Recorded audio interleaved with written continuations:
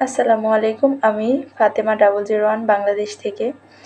বর্তমান সময়ে আমি লক্ষ্য করে দেখেছি প্রত্যেকটা মানুষ ইউটিউব ব্যবহার করে।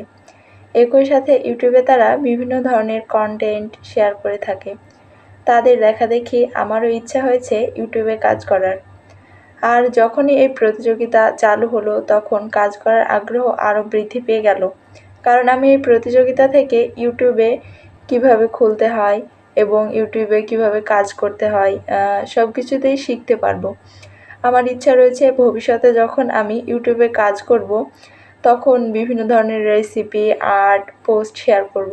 তাছাড়া আমি এস্টিমেটে কাজ করি, তাই এখানে যে সকল ভিডিওগুলো ব্যবহার করতে হয় সবগুলোই আমি আমার ইউটিউব চ্যানেলে আপলোড করব।